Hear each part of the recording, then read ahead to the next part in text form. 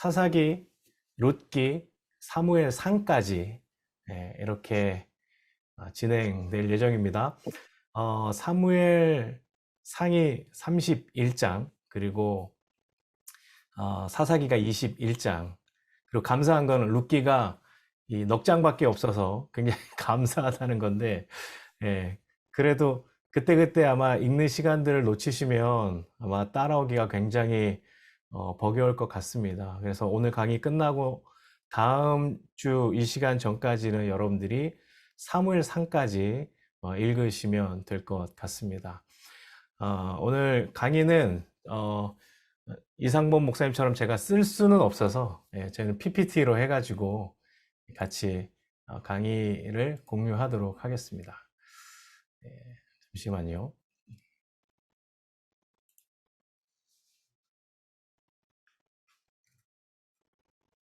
소리가 안 들려요. 말 안 하고 있습니다. 네. 잘 보이시나요? 네, PPT랑. 네. 예. 오늘은 사사기, 룻기, 사무엘 상을 같이 나눌 건데요. 우리 너무나 잘 아는 것처럼 이 사사기 하면 떠오르는 것이 뭐가 있을까요? 바로 12명의 사사들이 아마 떠오르실 겁니다. 우리가 사사기를 보면서 좀 여러 가지 생각들이 있지만 그런 부분들 같이 좀 하나씩 제가 자세하게는 짚고 넘어가지는 않을 겁니다. 예. 그래서 여러분이 읽으면서 중요한 부분만 제가 짚고 넘어갈 테니까 여러분들이 읽으시면서 기억하시고 따라오시면 될 것 같습니다. 저희 책으로는 211페이지부터 저희가 시작을 할 예정이고요. 네. 그래서 공자가 제시한 이 성인 국가 이론이 있습니다. 이상 국가 이론. 그것이 뭐냐면 바로 신제가 세국 평천하. 무슨 말이냐면 먼저 몸과 마음을 닦아서 수양하며 그리고 집안을 안정시킨 후에 나라를 다스리고 천하를 평정한다. 그래서 이 말은 뭐냐면 성인이 다스리는 사회, 모두가 성인이 되는 사회, 그냥 나이만 먹는 성인이 아니라 정말 제대로 자신을 잘 돌아본 그런 사람들, 그런 사람들이 나라를 세워나가는 거에 대해서 얘기하고 있습니다. 강의할 때 혹시 여러분들 그 잡음이 좀 들리니까요, 특별한 거 아니면은 다 음소거를 해주시면 감사하겠습니다. 그래서 이런 식으로 한 국가나 사회가 어떻게 나가야 성숙한 사회가 될까? 어떻게 하면 성숙한 공동체가 될까? 많은 사람들이 그것들에 대해서 고민을 하는데 하나님이 원하시는 나라도 바로 그런 나라, 하나님이 생각하시는 이상적인 나라는 바로 하나님이 원하시는 나라라는 건데 앞에서 우리가 함께 공부했던 것처럼 국민과 주권과 영토에 대해서 이제는 다 준비가 되었지 않습니까? 이제 사사기까지 왔으면 하나님께서 이 백성들을 바탕으로 해서 어떠한 나라를 세워나갈 것인가를 하나님 분명히 이루고 싶어 하셨을 것입니다. 그것을 말해주는 중요한 구절이 있는데 그것이 뭐냐면 바로 사사기 21장 25절 말씀입니다. 그때 이스라엘에 왕이 없었으므로 사람이 각각 그 소견에 오른 대로 행하였다라고 말하고 있습니다. 하나님 나라의 공동체의 한 사람으로서 하나님이 바라시는 그 백성들이 가져야 될 생각들, 어떻게 보면 이 믿는 사람들 안에서 가져야 될 하나님의 교회 공동체 안에 한 사람 한 사람, 성숙한 사람들, 이걸 좀 조직신학적으로 얘기하면 성화되어 간다고 말하지 않습니까? 성화되어서 아름다운 하나님의 백성이 되어가는 것, 그래야만 하나님이 쓰시는 도구가 될 수 있는 거죠. 이스라엘 백성들이 하나님에 의해서 훈련을 받고 광야 40년 동안 훈련을 받고 이제 가나안 땅에 정착한 것은 잘 먹고 잘 사는 것이 아니라 출애굽기 19장에 이미 하나님께서 약속하셨던 내가 너희가 나를 잘 믿으면 내가 너희는 나의 제사장 나라가 되고 나는 너희의 하나님이 될 것이다. 그 약속들이 이제 가나안 땅에 정착함으로써 이제 프로세싱이 되어야 되는 그런 상황이라는 거죠. 그래서 성숙한 하나님의 백성으로 어떻게 살 것인가 그 부분에 대해서 이스라엘 백성들이 고민을 해야 되는 거죠. 쉽게 생각하면 이렇게 생각하시면 되겠습니다. 집에 자녀가 있는데 엄마가 무슨 일이 있어서 나갑니다. 나가는데 그 자녀에게, 야, 철수야, 엄마가 12시에 전에 나가니까 들어오면 12시에 밥 먹고 12시 30분까지 밥 먹고 그 다음에 쉬었다가 몇 시부터 뭐 하고 2시부터 학원 갔다가 3시에 뭐 하고 4시에 뭐 하고 또 문자 와서 했니 안 했니 그러면 이 아이들이 받는 스트레스는 얼마나 크겠냐 이거죠. 근데 그렇게 할 수밖에 없는 거는 그 아이가 성숙하지 않고 정말 온전한 삶을 자기가 스스로 행할 수 없으면 부모가 그렇게 일일이 체크할 수밖에 없다는 것입니다. 익숙하지 않은 사람, 아까 공자가 얘기했던 어떤 그 성인으로서, 우리 성경으로 따지면 하나님 나라의 백성으로서 우리가 온전하지 못한 사람이면 이 누군가에 의해서 통치받는 게 굉장히 두렵고 힘들다는 거죠. 반대로 말하면 성숙한 사람은 내가 그것을 왜 해야 되고, 왜 하나님이 이렇게 말씀하셨고, 왜 그것을 지켜야 되는지를 분명히 아는 사람이 성숙한 사람이라고 얘기하고 있습니다. 그래서 이거를 우리가 좀 기억하면서 사사기를 계속 좀 보면 좋겠습니다. 네, 사사기의 패턴은 이렇습니다. 성경에 보면 이스라엘 백성들이 억압을 먼저 받죠. 예, 억압을 받고 그 다음에 그들이 회개를 합니다. 그러면 사사들이 나타나서 그들을 구원해주고 평화가 임하지만 그 평화가 오랫동안 지속되면서 뭐가 다시 생깁니까? 죄라는 것이 만연이 되는 거죠. 근데 이것이 계속해서 어떻게 해요? 순환하고 패턴이 생긴다는 것입니다. 결국은 하나님 나라의 완성을 보신 원하시는 하나님 나라의 백성은 어느 정도 되어야만 되는 건데 이것이 훈련되지 않고 다시 말해서 국민과 주권과 영토만 있다고 해서 그들이 하나님의 백성이 될 수는 없다는 것이죠. 하나님이 이제까지 백성 만들기, 또 땅과 또 법 만들기 했으면 이제는 어떤 백성이 되길 원하실까를 우리가 생각해야 되고 또 그런 백성들은 성숙한 하나님의 백성이 되기를 하나님이 원하신다는 거죠. 그래서 사사기는 이 왕정 시대로 넘어가기 이전의 단계인가 보다 이렇게 생각하면 안 되고 우리가 아까 사사기 21장 25절에 말씀을 봤듯이 정말 중요한 그 하나님의 통치, 하나님의 다스림 안에 있어야만 또 그 안에서 성숙한 하나님의 백성들이 생겨나야만 하나님이 원하시는 나라로 계속해서 성장해 나갈 수 있다라고 볼 수 있습니다. 그래서 사사기를 읽으실 때 중요한 포인트는 뭐냐면 하나님은 어떤 보이는 왕이 없이 하나님이 왕으로 임하시면서 그 사회가 성숙한 사회, 말씀으로 통치되는 그런 사회로 거듭나고 세워지기를 하나님이 원하신다는 것입니다. 오늘날의 교회 공동체도 그렇지 않겠습니까? 오늘날의 공동체도 어떤 사람이 주가 되고 사람이 왕이 되는 것이 아니라 말씀이 주가 되고 하나님의 말씀이 중심이 될 때 그 공동체가 어떻게 해요? 하나님의 원하시는 성숙한 공동체로 변화되어 간다는 것입니다. 그런데 이러한 하나님의 꿈을 저버리고 자기들의 원하는 대로 살아갔던 모든 악순환들이 사사기의 모습이라는 것입니다. 자, 다음에는 12사사에 대한 얘기가 나오는데요. 그냥 이게 정리만 해봤습니다. 여러분들이 성경을 보시면서 쭉 확인해 보시면 될 것 같습니다. 모든 12지파의 지파에서 사사들이 다 나오지는 않았습니다.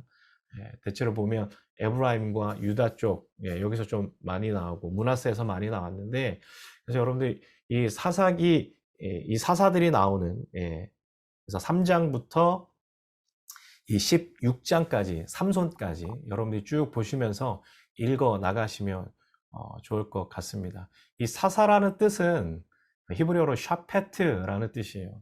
그것은 뭐냐면 이 재판관, 여러분 예전에 그 드라마 보시면 판관 포청천 이렇게 나오잖아요.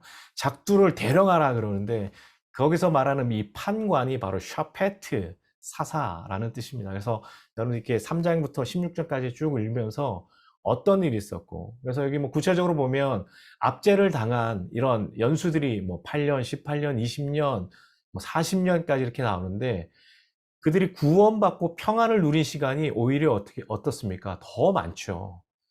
압제를 당한 것보다 평안을 누린 시간이 더 배 이상 훨씬 많습니다. 그런데 그 시간이 어떻게 해요? 다시 죄로 치닫는, 다시 죄로 인해서 그들이 또 하나님의 구원을 바라는 그런 악순환들이 계속해서 이루어지고 있다는 것을 우리가 보면 좋겠습니다. 이 사사에 대한 내용도 중요하지만 우리가 정말 더 중요한 것이 17장부터 나오는 얘기인데, 17장에 보면 이야기들이 몇 가지가 나옵니다. 첫 번째는 17장에 미가의 신상에 대한 이야기가 나와요.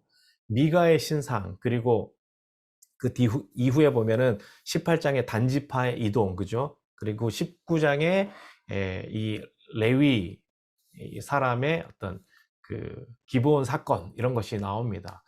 그래서 여러분들이 쭉 보면 이 당시에 그 시대에 가지고 있는 문화, 그 시대에 중요하게 여기는 것들이 이 성경 안에 포함되어 있는데, 우리도 드라마나 이런 걸 보면 많이 그런 쪽으로 포함되어 있지 않습니까? 그 시대의 문화나 흐름들이 많이 드라마에 포함되어 있는 것처럼 마찬가지로 성경에서 그 부분을 계속해서 담아내고 있습니다. 여호수아가 끝나고 그 다음에 이제 이 사사들의 다스리는 나라가 되면서 정말 말씀으로 통치를 받는 그런 사회가 되기를 원하셨는데, 이 사사기 뒤쪽에 붙어 있는 17장, 18장, 19장, 20장, 21장의 이 내용들을 보면서 어떻게 이런 일이 있을 수 있을까? 앞에 나타나는 사사 시대에 그들이 어떤 삶을 살았는지 굉장히 극단적이고 대표적인 얘기를 보여주는 것이 바로 17장 후반에 대한 이야기입니다. 그래서 17장에 보면 미가의 신상 사건이 나옵니다. 예, 사사기 17장에, 16장에 삼손에 대한 이야기가 끝나고 17장부터 시작이 되는데, 사사기 17장 1절에 이렇게 기록하고 있습니다. 에브라임 산지에 미가라 이름하는 사람이 있더니, 이렇게 얘기하고 있어요. 자, 이 미가라고 이름하는 사람이 있는데, 그 사람이 자기 집에서 엄마의 돈을 훔쳤습니다. 은 1100달란트를 훔쳤어요. 은 1100을 훔쳤는데, 엄마가 뭐 하냐면 그 돈을 찾고 싶어서 훔쳐간 놈 내가 저주한다 막 계속 얘기하니까, 이 아들이 어떻게 해요? 저주를 받을까봐 너무 두려워서 이실직고를 합니다. 이실직고 하고 나니까 엄마는 그것을 깜짝 놀라서 자기의 저주를 다시 되물리지요. 그래서 그것을 어떻게 하냐면 그 방법으로 은 200을 따로 떼어내서 하나님께 소위 말하면 감사원금으로 드립니다. 그래서 한 것이 무엇이냐면 신상을 만들었어요. 예, 신상을 만들었어요. 그 신상을 만들 뿐만 아니라 또 뭘 만드냐면 에봇과 드라빔을 만들었는데, 이 에봇이라는 것은 이 대제사장이 세마포 위에 걸쳐 입던 그런 옷 아니겠습니까? 성이에요, 성이. 그래서 에봇 같으면은 이제 이후에 사무엘상에 보면 다윗이 에봇을 아비아달 보고 가지고 와서 여호와의 뜻을 묻는데 쓰는 그런 옷이었습니다. 그리고 드라빔을 만들죠. 드라빔은 뭐예요? 소위 말하는 가정의 우상이에요. 우상. 그래서 이것은 정말 이 여인이 그 은 200을 가지고 신상과 에봇과 드라빔을 만들었다는 것은 정말 하나님을 잘 섬기겠다는 얘기로 들립니까? 안 들립니까? 전혀 그렇지 않다는 거죠. 예. 방법이 잘못된 거예요. 왜 그럴까요? 사사기 시대 전체에, 아니, 하나님이 사사 시대를 시작하면서 아까도 말씀드렸다시피 하나님의 말씀이 흥왕하고 하나님의 말씀이 그들을 다스려 나가는 삶을 원하시는데, 그들이 하나님 말씀을 잘 모르니까 이것이 맞는지 틀리는지 모르는 거예요. 하나님을 섬긴다고 하면서 이런 행동을 합니다. 요즘 우리 그리스도인들도 그렇지 않아요? 우리가 하나님을 믿지만 정말 하나님의 말씀을 모르면 내가 하는 것이 때로는 잘못된 길임에도 불구하고 이것은 아무 문제 없어 라고 생각하는 경향들이 있다는 것입니다. 자, 그런 상황 가운데 누가 가냐면 레위 사람이 지나갑니다. 레위 사람이 지나가면서 그 집안과 미가의 집안과 계약을 맺습니다. 예. 이게 말이 안 되는 거죠, 벌써. 한 집안의 제사장이 되는 거예요. 예. 한 집안의 제사장이 됩니다. 그런 일들이 일어나고 있습니다. 자, 그리고 나서 이제 18장에 보면 이 단지파가 나옵니다. 이 단지파, 남쪽에 있던 이 단지파가 어디로 올라가요? 도저히 이 블레셋 지역에서 계속 신경전이 일어나고 전쟁의 위협이 오니까 단지파가 쭉 올라가서 새로운 지경을 갈릴리 북부 쪽으로 자리를 잡기 위해서 정탐을 나갑니다. 근데 정탐을 가다가 어디에 들리냐면 이 미가의 집에 들립니다. 미가의 집에. 그래서 정탐을 하고 이제 내려가다가 단지파 600명이 만난 거예요. 그래서 개역 성경에 보면은 그들이 뭐 이 성경에 대해서 이제 그들이 만들어 놓은 이런 것들을 취하였다고 얘기하는데 사실은 도적질을 한 거죠. 도적질해서 훔쳐갑니다. 그래서 이 사사기 18장 11절 이후에 보면 계속해서 어떤 일들이 일어났는지, 그 일들이 계속 일어나고 있습니다. 우리 사사기 18장 14절부터 보면 이렇게 기록하고 있습니다. 제가 읽어드릴게요. 세 번역으로 제가 읽어드리겠습니다. 어, 전에 라이스 땅을 탐지하러 갔던 그 5사람이 같이 간 사람들에게 말하였다. 여기 여러 채의 집이 있는데 이 가운데 어느 한 집에 은을 입힌 목상이 보관되어 있다는 것을 당신들은 알고 있을 것이요. 목상뿐만 아니라 드라빔과 에봇도 있어. 우리가 해야 할 일이 무엇이겠소? 그런 다음에 그 5사람들은 젊은 레위 사람이 사는 집, 곧 미가의 집으로 들어가서 그에게 안부를 물었다. 단자손 600명이 무기를 들고 문 어기를 지키고 있었다. 그 땅을 탐지하러 갔던 5사람이 그리로 들어가서 은을 입힌 목상과 에봇과 드라빔과 부어 만든 우상을 챙기는 동안에 제사장은 무기를 지닌 600명과 함께 문 어귀에 서 있었다. 미가의 집에 들어간 5사람이 은을 입힌 목상과 에봇과 드라빔과 부어 만든 신상을 가지고 나올 때에 제사장이 그들에게 어떻게 된 일이냐고 물었다. 그들이 그에게 대답하였다. 조용히 하십시오. 아무 말 말고 우리를 따라 나서십시오. 우리의 어른과 제사장이 되어 주십시오. 이 집에서 한 가정의 제사장이 되는 것보다 이스라엘의 한 지파와 한 가문의 제사장이 되는 것이 더 낫지 않겠습니까? 제사장은 그 제안이 마음에 들어 에봇과 드라빔과 은을 입힌 목상을 받아들고 그 무리들 가운데 들어갔다. 이렇게 기록하고 있습니다. 자, 여러분 이 말씀을 보면서 지금 사사기 18장에서 지금 누구를 고발하고 있습니까?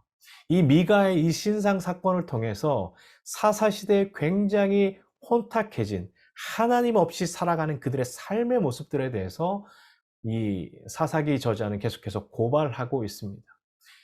무엇보다 말씀을 제대로 가르치고 전해야만 되는 레위인의 모습이 어떻게 돼요? 완전히 무너지고 잘못된 자기가 좋아하는 쪽, 한 가정보다 한 가정의 제사장으로 가는 것도 문제지만 또 거기에서 경중을 가려서 거기를 버리고 또 단지파를 따라 나섭니다. 여러분, 그래서 18장, 19장에 대한 이 내용은 다 어디에 초점을 맞추고 있냐면 어느 지파에게 초점을 맞추고 있냐면 레위 지파에 초점을 맞추고 있다는 거예요. 그 초점은 더 어디를 향합니까? 말씀을 제대로 가르치지 않는 레위 지파, 잘못된 레위 지파들의 행위에 대해서 분명하게 말하고 있습니다. 그래서 이 미가 신상 사건과 그 다음에 나오는 이 레위인 첩의 사건, 기부아의 사건은 이 레위 지파가 주인공이 됩니다. 말씀으로 통치하는, 하나님이 말씀으로 통치되기를 원하는 그 시대에 정말 중요한 사람들, 레위 지파들이 완전히 무너진 것들에 대해서 적나라하게 고발하고 있는 것이죠.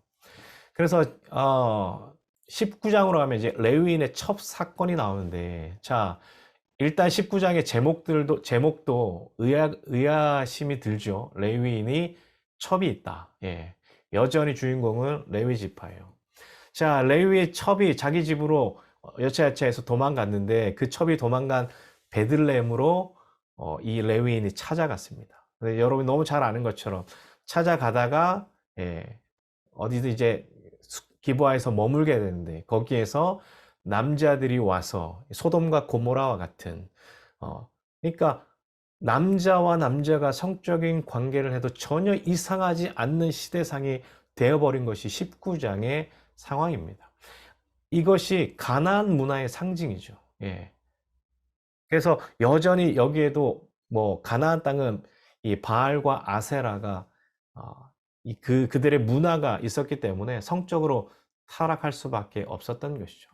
자, 이때 찾아온 사람은 베냐민 지파에서 힘 있는 사람, 그리고 함께 와서 어떻게 해요?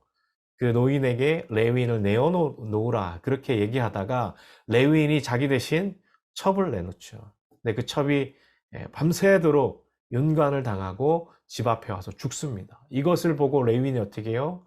토막을 내죠. 자기의 첩을 토막을 내서 지파에게 보냅니다. 자, 이것 자체 굉장히 큰, 이것도 문제가 되고 말도 안 되는 일이죠. 어쨌든 이 베냐민 지파 사람들을 고발하기 위해서 이 일들을 행했는데, 이들을 죽이기 위해서 모인 사람들, 그리고 그들과 전쟁이 일어난 것이 바로 20장의 베냐민과의 전쟁이 바로 거기에서 일어납니다. 그리고 베냐민 지파가 그때 완전히 이제 지게 되는데, 처음에는 잘 이겼어요. 잘 이기다가 마지막 세 번째 전쟁에서 완전히 무너지는 것을 우리가 볼 수 있습니다. 그러면서 21장의 내용으로 이 마무리가 됩니다. 사사기에서는 누가 왕인가를 얘기해요. 이것이 사사시대만 끝나는 것이 아니라 이 룻기도 사사시대에 포함되어 있지만 그 룻기를 넘어서서 사무엘상과 연결이 되는 거예요. 그건 나중에 제가 다시 한번 말씀드리겠습니다. 그래서 우리가 다시 한번 기억해야 될 것은 사사기 21장 25절에 그때 이스라엘에 왕이 없었으므로 사람이 각각 그 소견에 옳은 대로 행하였더라. 이스라엘에 왕이 없었다. 이렇게 얘기하고 사사기가 마무리가 됩니다. 자, 계속해서 룻기를 보겠습니다. 룻기는 시대적 배경이 사사 시대입니다. 그래서 룻기는 사무엘상하로 넘어가는 이 중간 다리의 역할을 하게 됩니다. 그래서 여러분, 이게 룻기에서 되게 중요한 것이 누굴까요?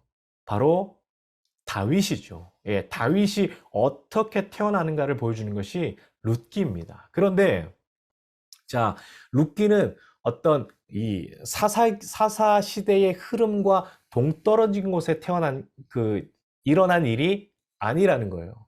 사사 시대 안에서 포함되어 있는 하나의 작은 이야기라는 거예요.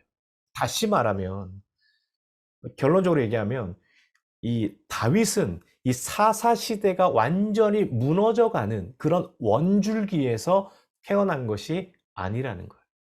사사시대 속에서 연결되어지는 한 가정의 이야기를 통해서, 스토리를 통해서 등장하게 된다는 것입니다.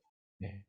그래서 어떻게 보면 사사시대는 완전히 무너지고 끝이 난 그런 상황 같지만, 거기에서 생각지도 못한 새로운 순이 시작되고 있다는 것, 그것이 룻기를 통해서 다윗이 나타나는 모습을 우리가 볼 수 있습니다. 그래서 사사시대의 몰락을 나오미 가정으로 상징을 삼아서 몰락한 이스라엘 나라의 회복이 오는가, 이것을 보여주는 것이 룻기의 의라는 것입니다. 자, 주요 인물은 뭐 말룡도 나오고 기론도 나오고 엘리멜렉도 나오지만, 주요 인물은 나오미와 룻과 보아스에 대한 이야기입니다. 총 4장에 걸쳐 나오는 룻에 대한 이야기인데, 룻기는 뭐 그렇게 어렵지 않기 때문에 쉽게 넘어가겠습니다. 그림도 여러분 같이 보면서 보시면 도움이 좀 될 것 같습니다. 네. 잘 안 보이시면 이렇게. 자, 먹을 것을 찾아서 모압으로 이주하는 이 엘리멜렉의 가정이죠. 예, 이민을 갑니다. 근데 재밌는 게 그 땅에서 엘리멜렉도 죽고 말론도 죽고 기련도 죽는데, 이 말론의 이름의 뜻이 병약하다 이런 뜻입니다. 기련의 이름의 뜻도 나약하다 이런 뜻이에요. 예. 그래서 일찍 죽습니다. 그리고 이 가정의 특징이 있다면 뭐예요? 이 가정의 며느리가 모두 모압 여인이라는 거죠. 그래서 모압에 거주하다가 남자들이 다 죽습니다. 그래서 나오미가 젊은 며느리들을 자기의 고향 다시 데려가기 애매하고, 또 그들이 너무 젊으니까 다시 너희들의 고향으로 그냥 나를 떠나 돌아가라. 그랬더니 오르바가 두말하지 않고 네 하고 가버리죠. 뭐 그것 때문에 미안해서인지 모르겠지만 룻은 어떻게 합니까? 전혀 그럴 수 없다. 그러면서 룻기 1장 16절의 말씀처럼 내게 어머니를 떠나며 어머니를 따르지 말고 돌아가라 강권하지 마옵소서. 어머니의 하나님이 내 하나님이 된다라는, 그리고 어머니의 백성이 나의 백성이 된다, 그런 고백을 합니다. 그래서 룻의 그 마음에 나오미가 굉장히 이 위로를 많이 얻죠. 그래서 나오미의 이름이 1장에서 바뀌지 않습니까? 나오미라는 뜻은 사랑스러운 여인이란 뜻인데, 나중에 그가 고향으로 돌아올 때 이름이 어떻게 바뀝니까? 마라라고 바뀝니다. 예. 출애굽기 15장에 나왔던 이 마라, 예, 괴롭다, 이런 뜻입니다. 그들이 이 나오미와 자부가 다시 베들레헴으로 돌아왔을 때에, 그때는 볼이 추수할 때다, 봄이었다라고 성경은 기록하고 있습니다. 자, 2장에 보면 룻이 보아스의 밭에서 일을 하는데, 먹고 살아야 하니까 우연히 사람들을 따라갔는데, 그곳이 누구의 밭이었어요? 보아스의 밭이었습니다. 그래서 룻기 2장 12절에 보니까 이렇게 기록하고 있습니다. 여호와께서 내가 행한 일에 보답하시기를 원하며 이스라엘 하나님 여호와께서 그의 날개 아래에 보호를 받으러 온 내게 온전한 상 주시기를 원하노라 하는지라 그랬어요. 여기서 이 말을 듣고 룻이 굉장히 위로를 받습니다. 그리고 나오미에게 가서 얘기를 했더니, 그가 우리의 기업을 물을, 예, 계대 결혼이라 그러죠. 예, 대를 이어서 결혼하는 그 기업을 물을 사람 중에 한 명이다, 이렇게 나오미가 얘기합니다. 그리고 3장으로 넘어가서 이제 나오미가 어떻게 해야 될지 룻에게 하나하나 잘 설명해 줍니다. 목욕을 하고 다른 사람들 눈에 띄지 않게 보아스의 타작마당에 가만히 있다가, 거기에서 이제 저녁이 될 때 보아스의 발밑에 발치에 있어라, 예, 그런 이제 주문을 하죠. 그래서 거기에서 이 보아스가 룻에 대한 좋은 이미지, 사람들이 룻을 굉장히 신실한 사람이라고 보고 있다는 것을 얘기하고, 자기가 기업을 물고 싶지만 자기보다 더 가까운 친족 중에 한 명이 기업을 물을 수 있기 때문에, 일단 자기가 그 사람이 기업을 물지 않으면 자기가 기업을 물겠다 얘기하게 되죠. 그리고 4장에 보면 보아스가 이제 기업 물을 자를 부릅니다. 그리고 장로들 10명을 모아서 성문 앞에서 기업을 물을 것이냐라고 이제 묻습니다. 처음에는 자기가 물으겠다고 하다가 나중에는 이 자기의 이름으로 기업을 이제 계속해서 못하게 되니까 안 하겠다고 포기하게 되는 거죠. 그래서 이제 보아스가 자신이 그 나오미의 가문을 이어가게 됩니다. 자, 이것이 룻기에 대한 내용인데, 룻기에서 되게 중요한 부분이 바로 이 무엇이냐면 이 계보라는 거죠. 자, 족보를 한번 보겠습니다.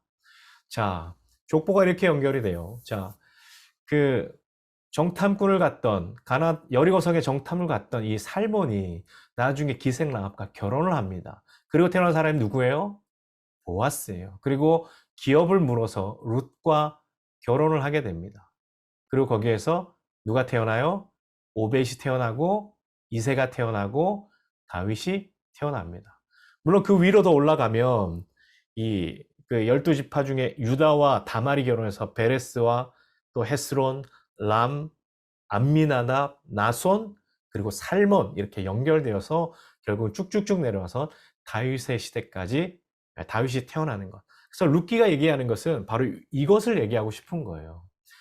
하나님의 역사는 사람의 방법과 생각이 아니라 하나님께서 이뤄 가시는 대로 무너져가는 어떤 그 시대적인 환경에서도 완전히 새로운 것들을 만들어 가시는 분이 하나님이시다는 것을 보여주는 것이 룻기에서도 굉장히 중요한 부분입니다. 자, 그래서 이 룻기를 통해서 이제 다윗이 어떻게 태어날 것인가 이렇게 나오는데, 바로 다윗이 나오지 않습니다. 예, 다윗은 사무엘 하에 나오는데, 예, 바로 이제 사무엘 상으로 연결이 되죠. 사무엘 상으로 연결이 되어서 사무엘 상에 있어서 중요한 거는 뭐냐면, 사무엘과 그죠? 다윗, 죄송합니다. 사무엘과 그다음에 사울, 다윗 이렇게 연결이 됩니다. 그래서 중요한 포인트는 사무엘이 출생하는 거죠. 그래서 제가 여기 PPT를 제가 잘못 만들었는데 보시면 그 사무엘이 나오는 장이 나와요. 중요하게 나오는 장이 여러분 기억하시면 좋겠어요. 3장과 그 다음에 7장, 12장, 25장 이렇게 3번 나옵니다. 사무엘상 3장에서는 사무엘이 소명을 받습니다. 그죠? 그리고 안 나오다가 7장에서 미스바 회개 사건을 통해서 사무엘이 이제 하나님의 말씀으로 이스라엘 백성들 가운데 드러나게 돼요. 그리고 이제 사울이 등장하고 사무엘상 12장에 이제 사무엘이 이제 모든 것을 전권을 넘겨주고 고별 설교를 합니다. 그리고 쭉 안 나오다가 사무엘상 25장에 사무엘이 죽는 사건이 나옵니다. 자, 사무엘의 역할은 무엇입니까? 이스라엘의 초대 왕인 사울을 세우고 그 다음 왕인 누구예요? 다윗에까지 기름을 부어서 왕정 시대를 열어준 사람이 바로 사무엘입니다. 이 과정에서 우리가 사무엘상을 읽어보시면 알겠지만 사무엘이 아무런 그들에게 잘못한 것도 없고 섭섭한 것도 없는데 잘했는데 왜 사무엘이 사람들이 나에게 이럴까라고 얘기할 때 하나님께서 뭐라고 얘기하면 그들이 너를 버린 게 아니라 하나님이 나를 버렸다 이렇게 말씀하세요. 예. 그것이 뭐와 연결이 되냐면 다음이랑 연결이 되겠습니다. 자, 그래서 다시 소환을 해보면 누가 왕인가? 그때 이스라엘에 왕이 없었으므로 각 사람이 각각 그 속에는 옳은 대로 여기서 말하는 이 이스라엘의 왕 여기서는 보이는 사람의 왕이 아닙니다. 하나님이 왕으로 계셨는데 사람들이 하나님을 뭐예요? 왕으로 인정하지 않았다는 거예요. 이 굉장히 중요합니다. 하나님이 그들을 다스리고 계셨지만 하나님의 말씀이 그들 가운데 들어가지 않는 하나님의 말씀을 거부하는 그래서 자기의 소견대로 행했던 시대가 바로 이 사사기의 시대였다는 것이죠. 그래서 이스라엘 백성들이 사사시대를 쭉 지나오면서 그들이 바랐던 전쟁 가운데 봤던 그런 왕들의 모습이 있지 않습니까? 우리가 원했던 왕의 샘플이 저런 사람들입니다.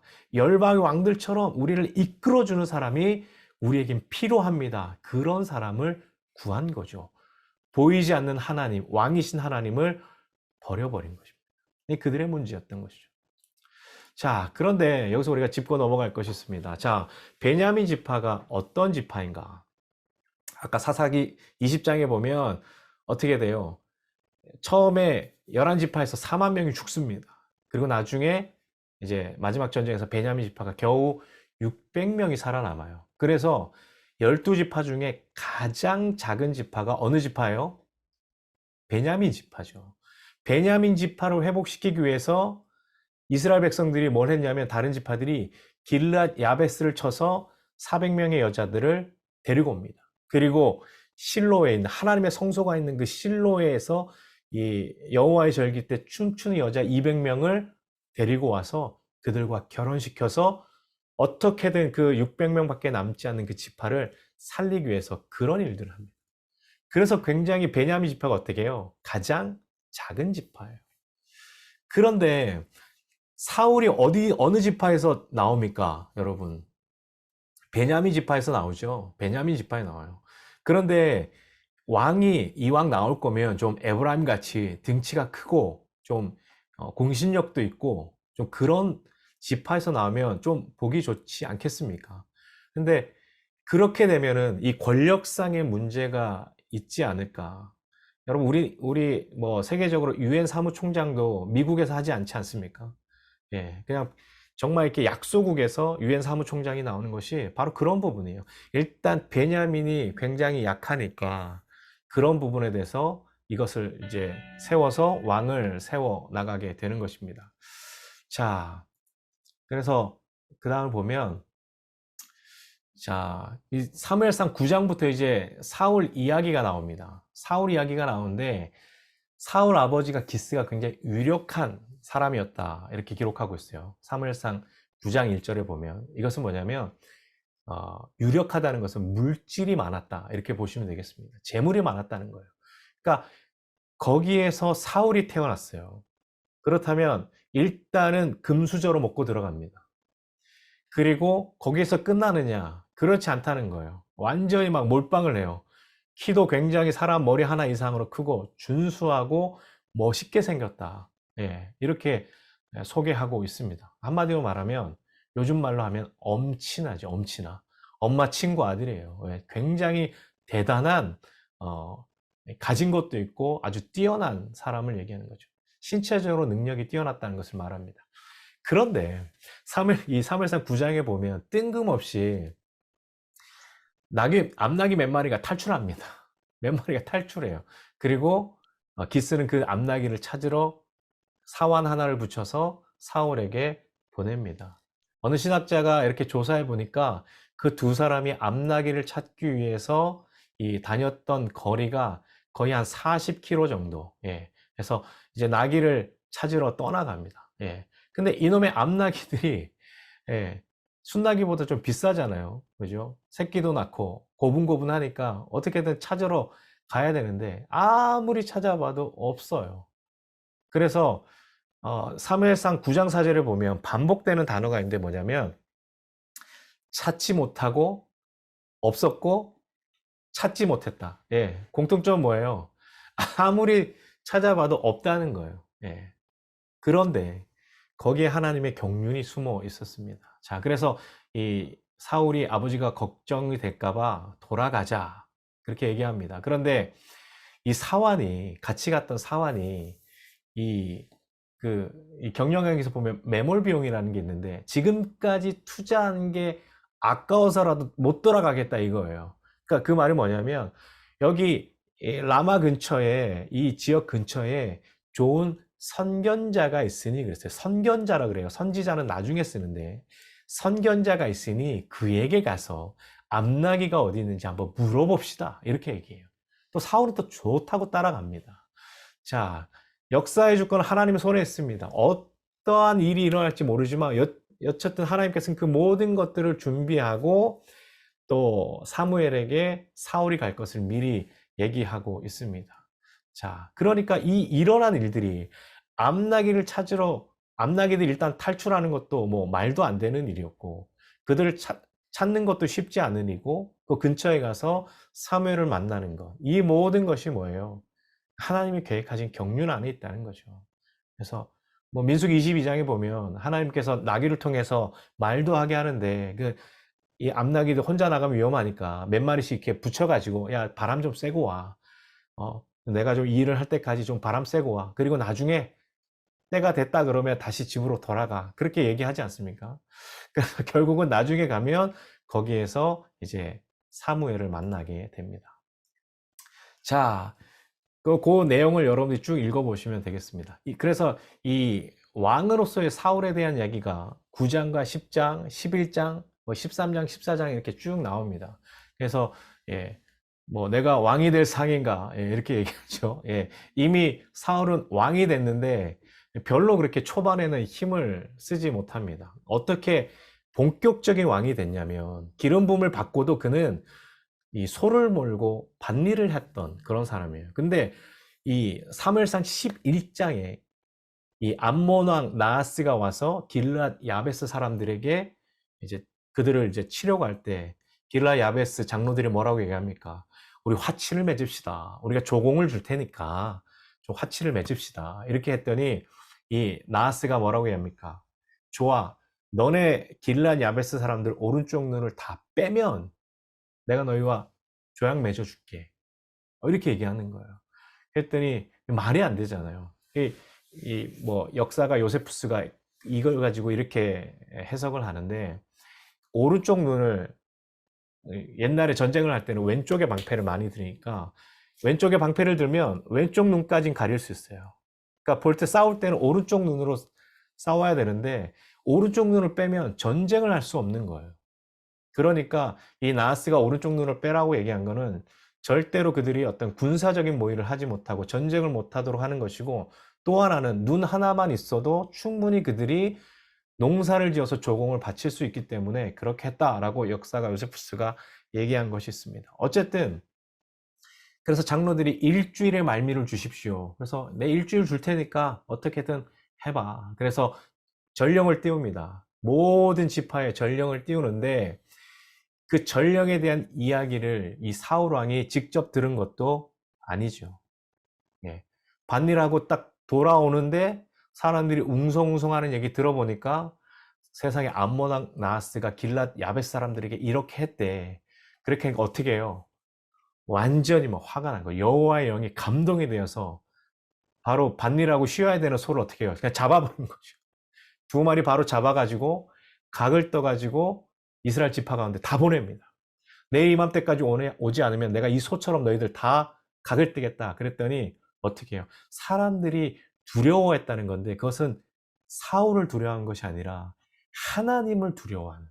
그래서 그들이 모이죠. 이스라엘 백성들이 30만이 모이고 유다 백성이 3만 명이 모입니다. 그래서 33만 명이 모아서 그들이 전쟁에서 암몬 족속 완전히 물리치고, 그리고 거기에서 이제 길갈에서 기름 부음을 받고 왕으로, 전국구로 이제는 추앙받는 왕이 사울이 됩니다. 그런데 이 사울이 이 40년의 왕위에 있을 동안 암몬과의 이 11장에 나오는 암몬과의 전쟁을 빼고는 모든 전쟁에서는 자기를 나타내는 전쟁이었어요. 암몬과의 전쟁을 빼고 나서는. 예. 그것을 좀 기억하면 좋겠습니다. 사무엘상 12장에 이제 사무엘의 고별사가 나옵니다. 우리 사무엘 형님이 이제 고별하는데 이것은 시대의 전환점을 나타나는 거죠. 이제 왕에게 이제 더 이상 돌이킬 수 없는 거죠. 사울이 이제 전국구로 등극을 했고 얼굴도 알려주고 이름도 알려졌기 때문에 이제 사울에게 왕위로 물려주고 자기는 이제 역사의 뒤편으로 퇴장을 하게 됩니다.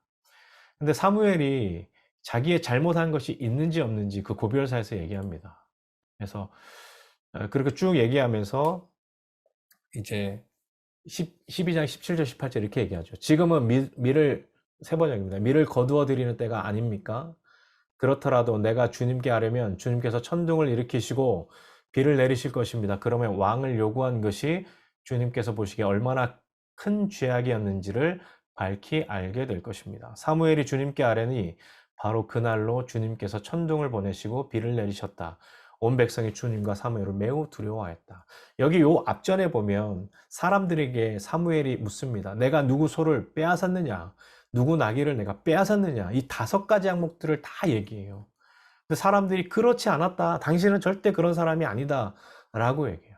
그러면 사무엘이 왜 굳이 야, 내가 이렇게 안 했지? 내가 이렇게 안 했지? 라고 얘기하는 것은 정말 자기의 어떠함을 드러내기 위해서 그런 얘기를 했냐 이거죠. 아니에요. 내가 그렇게 하지 않았음에도 불구하고 너희들이 어떻게 하나님 아닌 다른 사람을 왕으로 삼고자 하느냐. 그 마음이 그 말 안에 포함되어 있는 거예요. 그럼에도 불구하고 사무엘은 역사의 뒤편으로 물러나지만 그들을 위해서 계속해서 기도하기를 약속을 했습니다. 자, 사무엘상 13장 14장에 이제 믹마스 전투가 나타나는데 이 블레셋과의 전쟁이죠. 3,000명을 택해서 2,000명은 믹마스와 베델산에 있게 하고 1,000명은 요나단과 함께 기브아에 머물게 합니다. 그래서 요나단이 블레셋 사람들의 수비를 칩니다. 여기에서 블레셋 병력이 얼마였냐면 병거 3만 명, 마병 6,000명, 백성은 해변의 모래와 같았다 그랬어요. 엄청난 거죠. 길갈에서 사울이, 여기서 문제가 있는데 길갈에서 사울이 번제를 드립니다. 사실 제사를 드리는 것은 사무엘의 몫이었는데 왕이 제사를 드려요. 그래서 사무엘이 뭐라 그러냐면 왕이 미쳤다 이래요. 망령되이 행했다라고 얘기합니다. 그러면서 뭐라고 얘기하면 명령을 지켰더라면 영영이 왕의 나라가 세워졌을 것인데 당신이 왜 그렇게 했느냐, 그렇게 얘기하고 사무엘은 기브아로 돌아갑니다. 그리고 15장에 보면 우리가 너무나 잘 아는 이 아말렉과의 전투가 나오죠. 아말렉과의 전투에서 모든 동물까지 왕까지 다 죽이라고 했는데 어떻게 해요? 아각도 살려주고 좋은 동물도 남겨뒀어요. 사울은 그 이유가 뭐냐면 여호와께 제사 드리려고 이렇게 했어요. 근데 사무엘이 거기서 얘기하잖아요. 순종이 제사보다 낫고 듣는 것이 숫 양의 기름보다 낫다. 사무엘상 13장에 사울이 첫 번째로 불순종합니다. 그리고 15장에 두 번째 불순종하게 되는 거죠. 그리고 17장에 보면 이제 우리가 너무 잘 아는 이 다윗과 골리앗의 전쟁이 나옵니다. 다윗이 17장 45절에 너는 칼과 창과 단창으로 내게 오거니와 나는 만군의 여호와의 이름으로 내게 간다라고 얘기해요. 여러분, 다윗은 정말 어떻게 하나님의 말씀이 그 안에 있었는지, 이건 정말 이 다윗이라는 그 어린 소년에 있어서 굉장히 중요한 부분이에요.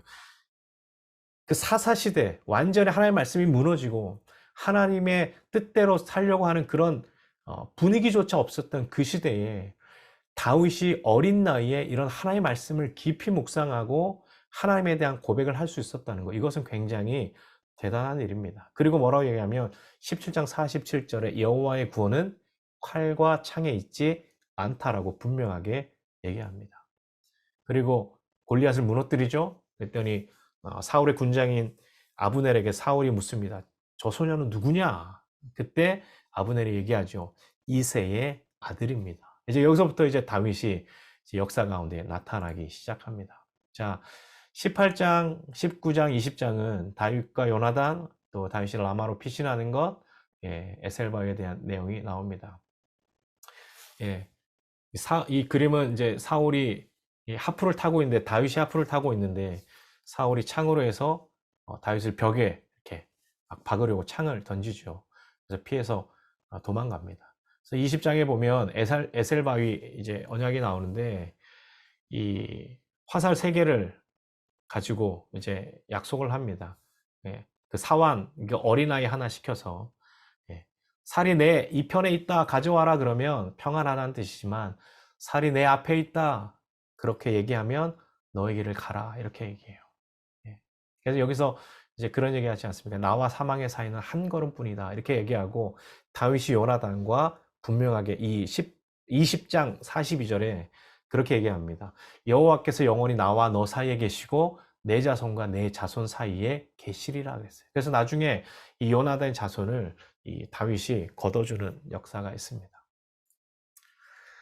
자, 사무엘상 19장에서 27장은 다윗이 도피하는 삶에 대한 이제 도피 생활, 10년의 광야 생활이 시작됩니다. 근데 그 안에서도 다윗은 굉장히 깊은 영성을 갖게 됩니다. 이 영성은 당시의 어떤, 아까도 말씀드렸지만 사사 시대에 도저히 나타날 수 없는 완전히 그 암울한 시대적인 배경에서 하나님에 대한 말씀과 그것에 대한 정확한 이해와 하나님의 마음에 합한 그 다윗의 모습을 본다면 굉장히 깊이 있는 모습이라고 우리가 볼 수 있습니다. 그래서 어떻게 하나님이 원하시는 것이 무엇이고 하나님 뜻이 어떤 것인지를 굉장히 고민했던 사람이 바로 이 다윗의 이 광야의 도피 생활이었다고 볼 수가 있습니다. 그래서 어떻게 보면 이 도피 생활의 10년이 다윗이 왕으로 세워지는 왕의 수업의 시간이었습니다. 더욱더 견고해졌고, 또 어려운 상황에서도 그들과 자기에게 나온 사람들을 포기하지 않고 끝까지 그들을 데리고 나중에 그들과 함께 나라를 세우는 것들을 우리가 볼 수 있습니다. 자, 25장에 쭉 넘어가서 25장에 사무엘의 죽음에 대한 이야기가 나옵니다. 사무엘이 죽음에 온 이스라엘 무리가 그를 두고 슬피 울며 라마 그의 집에서 그를 장사한지라. 다윗이 일어나 바란 광야로 내려가니라. 이때 사무엘의 나이가 대략 한 83세로 봅니다. BC 1017년경으로 추정되고 있는데, 이스라엘의 마지막 사사, 사무엘이 이제 하나님께서 그에게 맡겨진 모든 소명을 다 완료하고 하나님의 부르심을 따라 자기 열조에게로 돌아갑니다. 그래서 25장 이제 이후에 보면 이 마온의 이제 마온에서 이제 나발에 대한 이야기가 나오지 않습니까? 굉장히 양도 3,000마리, 염소도 1,000마리 가진 엄청난 부자인데, 이 다윗의 무리들이 너무 배가 고파서 먹을 것을 달라니까 너 누구냐 이렇게 얘기하죠. 그래서 너에게 줄 것이 없다 그러면서 이렇게 굉장히 이렇게 나불대다가, 아니면서 나발대다가 나불대다가, 이름이 비슷하죠. 그러다가 돌같이 몸이 굳어서 죽게 되고, 거기서 이제 아비가일과 아히노임을 이제 아내로 맞아서 갑니다. 3에서 26장은 이제 하길라 산에서 있을 때에 이제 사무엘을 만나죠. 곁에서 물병과 창을 가지고 나오는. 그리고 27장에서는 블레셋 왕인 이제 이 가드왕 아기스에게 도망간, 시글락에서 1년 4개월을 사는 얘기가 사무엘상 27장에 나옵니다. 자, 여기에 사무엘의 불순종이 또 한 번 나오는데요. 우리 28장 6절을 보면 사울이 여호와께 묻자오되 여호와께서 꿈으로도 우림으로도 선지자로도 그에게 대답하지 아니하심으로 그랬어요. 자, 지금 상황은 어떤 상황이냐면 블레셋 사람이 수넴에 이르렀고 이제 이 사울과 이스라엘 백성들은 길보아에 진을 쳤습니다. 전쟁을 해야 되는데 여호와의 뜻을 묻는데 하나님께서 말씀하지 않는 거예요. 그러니까 사울이 얼마나 답답하겠어요. 사울이 하나님의 영에도 감동되고 예언도 했던 사람인데 이제 사무엘이 죽고 나니까 어느 누구에게도 하나님께 물어도 말씀도 하지 않고 뭐 꿈으로도 우림으로도 아무런 말씀하지 않는 거예요. 근데 사울이 어떤 일을 취했냐면 그 사무엘이 죽고 나서 28장 3절에 신접한 자와 박수를 그 땅에서 쫓아냈다 이렇게 얘기했어요. 그런데 몇 절 안 가서 28장 7절에 보면 그가 신접한 사람을 찾는 것을 볼 수 있습니다. 여기서 사울의 불순종 세 번째가 나와요. 신접한 여인을 불러냅니다.